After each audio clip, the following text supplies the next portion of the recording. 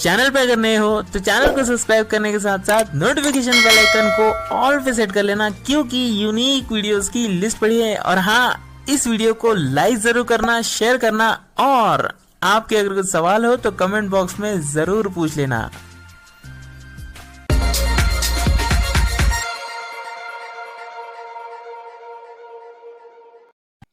Hi guys, this is Imran. I have come with a new video. Friends, आप सभी का स्वागत है टेक असिस्टेंट फॉर ब्लाइंड पर। दोस्तों, आपने अभी तक जो टाइटल है वो पढ़ लिया होगा।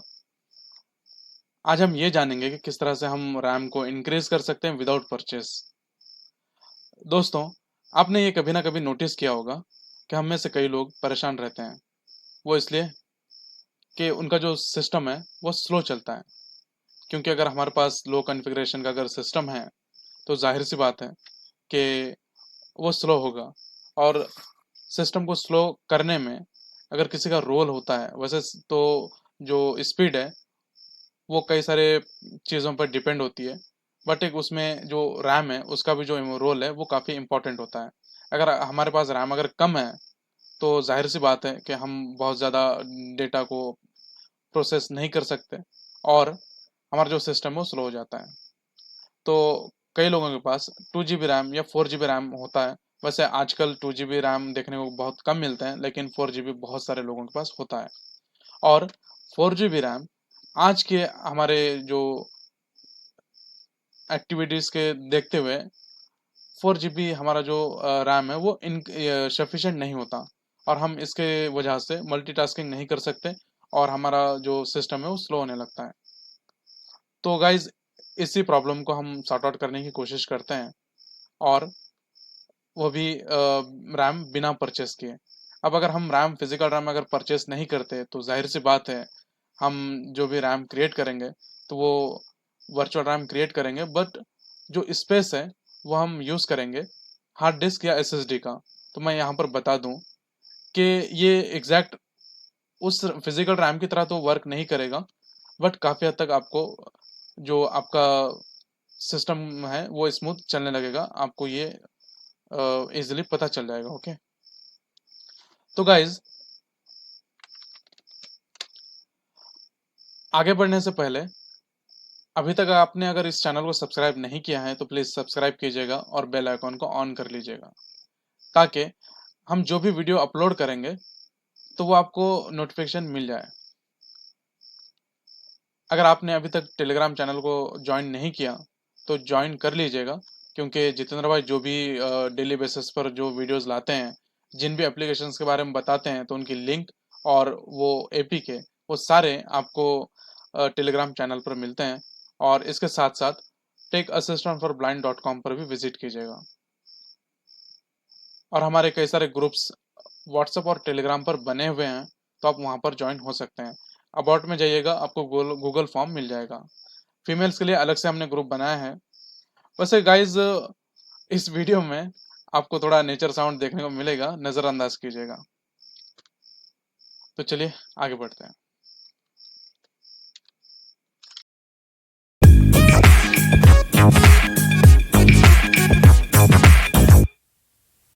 तो चलिए गाइज, शुरू करते हैं और हम चलते हैं रन डायलॉग में। प्रेस करता हूँ मैं Windows plus R. Run dialog, type the name of program, folder, document, or internet resource. थोड़ी स्पीड कम कर लेता हूँ। Rate 70, rate 60. आई थिंक ये स्पीड ठीक है।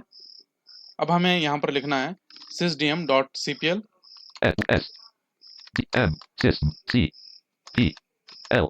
ओके, sysdm.cpl लिखा हमने। ये जो कमांड है वो सिस्टम प्रॉपर्टीज की है। हम इसे एक बार कैरेक्टर वाइज सुन लेते हैं। S, Y, S, D, M, dot, C, P, L. Blank. Okay, तो हमने कमांड लिख दी। एंटर करता हूँ। Folder view list. System properties dialog. Computer name property page for example colon. Okay guys, तो हमारा जो प्रॉपर्टीज का जो सिस्टम प्रॉपर्टीज ये ओपन हो चुकी है, और हमारा जो अभी फोकस है वो कंप्यूटर नेम पर है, और हमारा जो टैब सेलेक्टेड है अभी वो कंप्यूटर नेम टैब सेलेक्टेड है। तो हमें टैब चेंज करना है, हमें जाना है एडवांस टैब में। यहाँ पर हमारे सामने 3 टैब ओपन है।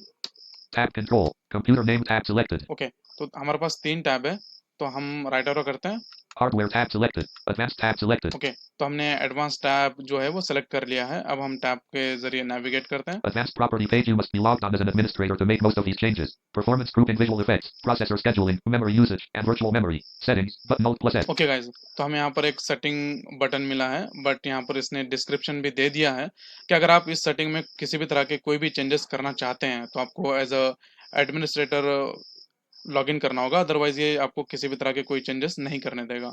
तो हम सेटिंग पर एंटर करते हैं। Performance options dialog. Visual effects. Okay, फिर से हमारे सामने यहाँ पर 3 टैब ओपन हो चुके हैं, 3 टैब दिखाई दे रहे हैं यहाँ पर, और हमारा जो अभी टैब सेलेक्टेड है वो विजुअल इफेक्ट्स पर सेलेक्टेड है। हम शिफ्ट टैब करते हैं एक बार। Tab control. Visual effects tab. Okay, हम कंट्रोल जो टैब्स पर आ चुके हैं, यहाँ पर हम राइट एरो करते हैं तो हम डायरेक्ट एडवांस टैब पर चले जाएंगे, और उसके बाद भी एक हमारे पास टैब है Advanced tab selected. Advance tab, ये सेलेक्टेड कर लिया हमने। फिर भी हम एक बार जो दूसरा टैब है वो भी देख लेते हैं कौन सा है। Tab control. Data execution prevention tab selected. Data execution prevention tab ये एक है, बट हमें एडवांस टैब पर जाना है। Advanced tab selected. ओके, तो हमने एडवांस टैब सेलेक्ट कर लिया है। अभी हम यहाँ पर टैप करते हैं। Advanced property page adjust for best performance of colon. Total paging file size for all drives colon. 1600 MB. Processor scheduling grouping. Choose how to allocate processor resources. Radio button check programs. Alt plus P. Okay guys, तो आपने यहाँ पर ये सुना कि जो system ने 1600 MB paging file यहाँ पर ये उसको एलोकेट कर रखी है। ओके, तो ये काफ़ी कम साइज है, और सिस्टम तो यही चाहेगा कि कम से कम रिसोर्सेस में आपको बेहतर परफॉर्मेंस वो दे, तो इसी के लिए इस तरह से वो उसकी जो मैनेज की जाती है सिस्टम की ओर से, तो हम इसे कस्टमाइज कर सकते हैं। और हाँ, यहाँ पर आपके सामने रेडियो बटन्स है, तो इसे आपको प्रोग्राम पर ही रखना है, ना कि चेंजेस करने हैं। Radio button check background services. Alt plus इस S. तरह से Radio जो button check Alt background plus S. Services वगैरह आप कर सकते हैं, बट मैं रेकमेंड नहीं करूंगा आपको कि इस तरह से करें आप। Radio button check programs. Alt plus. Okay, तो जो आपका प्रोग्राम पर वो रेडियो बटन होता है उसी पर एज इट इज रहने दीजिए, ठीक है। अब हम टैप करते हैं। Virtual memory grouping. A paging file is an area on the hard disk that Windows uses as if it were RAM. Change button Alt plus C. Okay, तो हमें चेंज बटन मिला है, लेकिन इसने डिस्क्रिप्शन ये दिया कि जो पेजिंग फाइल है वो आपके हार्ड डिस्क या एसएसडी का ऐसा पार्ट होता है, तो ऐसा स्पेस होता है जिसको वो system as a RAM treat करता है। मतलब ये कि अगर वो पार्ट रैम होता तो जिस तरह से वो वर्क करेगा उसी तरह से उस पर्टिकुलर पार्ट को वो एज अ रैम ट्रीट करता है, और तो इसी को हम यहाँ पर इंक्रीज करने वाले हैं, ठीक है। तो हम चेंज बटन पर क्लिक करते हैं। Virtual memory dialog selected drive colon. C colon. Left bracket careful right bracket space available colon. 74,000. Okay, तो इसने मेरा जो ड्राइव है वो कौन सा सेलेक्टेड है और उसकी जो फ्री स्पेस है वो कितनी है ये दिखा रहा है। हम फिर से टैप करते हैं। Paging file size for each drive grouping drive left bracket volume label right bracket. Okay, तो यहाँ पर आप अलग अलग ड्राइव्स के लिए अलग अलग पेजिंग फाइल आप यहाँ पर सेलेक्ट कर सकते हैं, बट यहाँ पर मुझे नहीं लगता किसी को भी ज़रूरत पड़ती होगी, क्योंकि यहाँ पर हमारे जितने भी एप्लीकेशंस या प्रोग्राम्स होते हैं वो सारे हमारे सी ड्राइव में होते हैं, तो हमें किसी और ड्राइव की चिंता करने की कोई ज़रूरत नहीं है। तो हम टैप करते हैं। Radio button check system managed size. Alt plus Y. Radio. Okay, तो यहाँ पर हमें रेडियो बटन मिला है, तो सिस्टम मैनेज जो साइज है उसको हम यहाँ पर चेंज करना है। तो जो ऑटोमेटिकली उसने किया तो वो तो काफ़ी कम है। डाउन एरो करता हूँ मैं। Radio button check no paging file. Alt. Okay, no paging file Radio and button then check custom size colon. Alt plus C. Custom size. Okay, तो हम कस्टम साइज पर इसे रखते हैं। ये मैंने चेंज किया। अब या डाउन एरो से रेडियो बटन है। अब मैं टैप करता हूँ। Initial size left parent. MB right parent. Colon. Edit Alt plus I blank. Okay guys, तो आपको अब मैं जो बताने जा रहा हूँ ना, आपको इसको गौर से सुनना है, क्योंकि हमारे इस पूरे वीडियो में ये काफ़ी इंपॉर्टेंट पार्ट है। और अगर हाँ आप यहाँ गलती करेंगे तो आपको उस तरह से रिजल्ट नहीं मिलेगा जिस तरह से आप चाहते हैं। तो देखिए यहाँ पर Radio initial size left parent. MB right parent. Colon. Edit Alt plus I blank. Okay, तो इनिशियल साइज यहाँ पर लिखनी है आपको। ये एक एडिट बॉक्स है और इसमें आपको MB में लिखना है, ठीक है, ना कि GB में। और उसके बाद में एक बार टैप करते हैं। Maximum size left parent. MB right parent. Colon. Edit Alt plus X blank. Okay, तो मैक्सिमम जो साइज है वो भी आपको लिखनी है, वो भी MB में लिखनी है। तो मैं आप ये बताऊंगा आपको कि किस तरह से आप जो इनिशियल साइज है वो कितनी होनी चाहिए और मैक्सिमम साइज आपकी कितनी होनी चाहिए। तो देखिए, अगर आपके पास 4 GB रैम है, ओके, तो आपको उसका 1.5 टाइम आपको यहाँ पर जो साइज़ है वो लिखनी चाहिए। अगर आपके पास मान लो फिजिकल रैम अगर 4 GB है, तो आपको यहाँ पर 6 GB यहाँ पर MB में कन्वर्ट करके आपको लिखनी होगी। और अगर 2 GB है तो आपको 3 GB लिखना पड़ेगी, ठीक है। तो इसी तरह से, लेकिन ये जो भी लिखना है आपको ये MB में कन्वर्ट करके लिखना है, ना कि डायरेक्ट आपको 4 या फिर 6 डाल देना है, ओके। और जो मैक्सिमम साइज है वो आपको चाहिए 3 टाइम, ओके। जितनी भी आपके सिस्टम में फिजिकल रैम है उसका 3 टाइम आपको यहाँ पर साइज डालनी है। और इस बात का भी खास ख्याल रखना है कि आपके पास आप जो भी यहाँ पर स्पेस देने जा रहे हो एक वर्चुअल रैम के लिए, तो उससे डबल आपके पास जो स्पेस फ्री होना चाहिए, okay. Initial size left parent, MB right parent. Okay, तो हमें यहाँ पर अभी लिखना है। तो मेरे पास वैसे इस सिस्टम में 12 GB का रैम है, तो मुझे इस पेजिंग फाइल की ज़रूरत नहीं है इसकी साइज़ बढ़ाने की। फिर भी मैं यहाँ पर 8 GB रैम के अकॉर्डिंग यहाँ पर आपको सारी चीज़ें मैं बताऊँगा, ओके। तो चलिए हम देखते हैं। पहले तो चलते हैं हम कैलकुलेटर पे, और कैलकुलेटर में जाकर हम देखते हैं कि 8 GB को हम पहले तो MB में कन्वर्ट करते हैं। उसके बाद हम उसे 1.5 टाइम से मतलब मल्टीप्लाई करेंगे 1.5 से, और फिर जो भी रिजल्ट आएगा वो इनिशियल साइज में लिखा जाएगा। और जो उसके बाद में हम जो 8 GB है उसी को जो कन्वर्टेड MB में है, MB हमने किया है ना, तो उसी को हम 3 टाइम मल्टीप्लाई करते हैं 3 से, ओके। तो मैं जा रहा हूँ कैलकुलेटर में, Task calculator. Okay. Calculator window. Display is 0. तो गाइज हम कैलकुलेटर में आ चुके हैं, और हम अब यहाँ पर जो GB है उसको हम MB में कन्वर्ट करते हैं। Num lock on.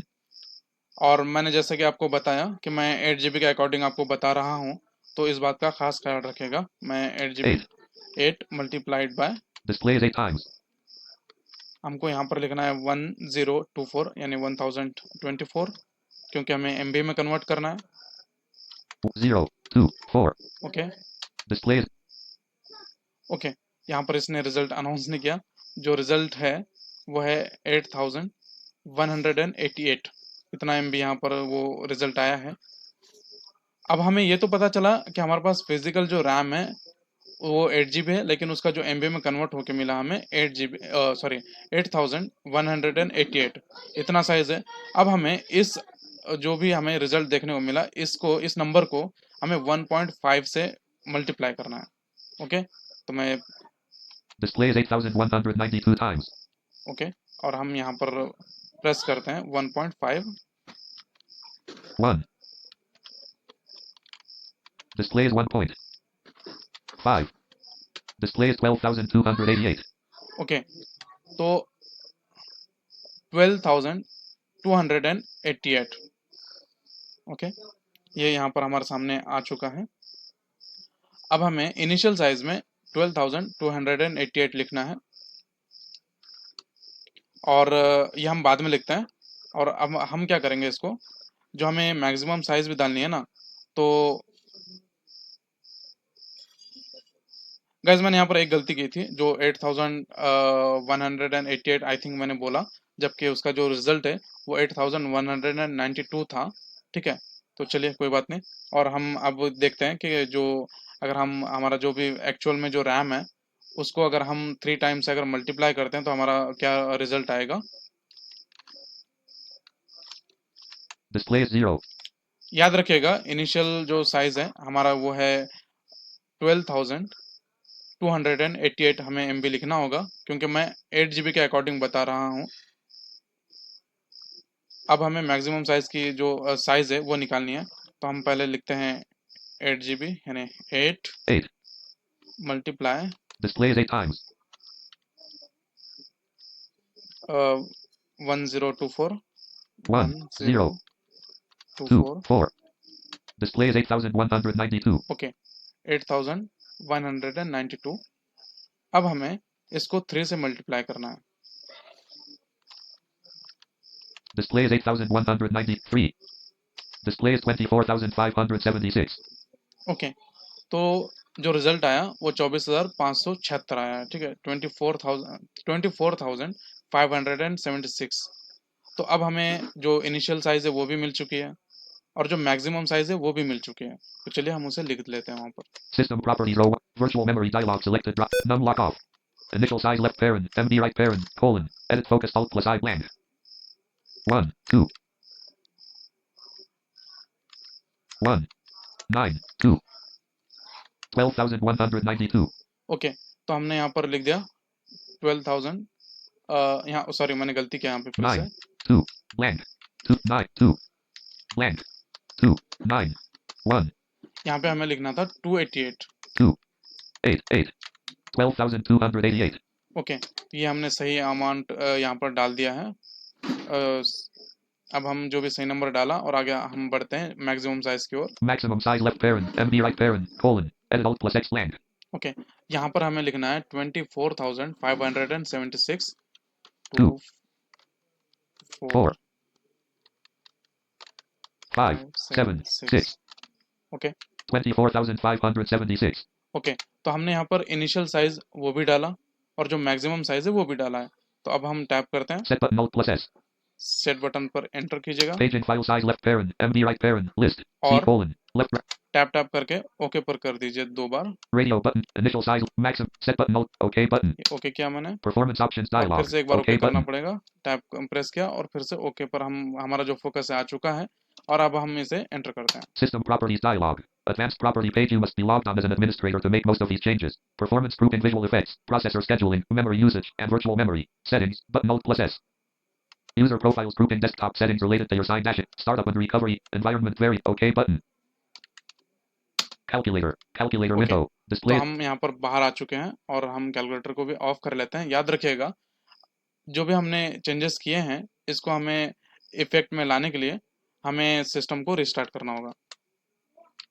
तो अभी हम सिस्टम को रिस्टार्ट करते हैं और जैसे आप रिस्टार्ट करोगे तो आपका जो पेजिंग फाइल है उसकी साइज बढ़ जाएगी और आपका जो सिस्टम का जो परफॉर्मेंस है पहले से स्मूथ हो जाएगा। आई होप आपको ये वीडियो पसंद आएगा। अगर आपको वीडियो पसंद आता है तो लाइक कीजिए और आप जो भी सोचते हो, आपको जो भी सही लगता है वो आप जो भी सही और बुरा जो भी लगता है आप पूरी तरह से इस बारे में स्वतंत्र हो। तो हम आपका स्वागत करते हैं और आप हमें कमेंट करके बताइएगा। धन्यवाद।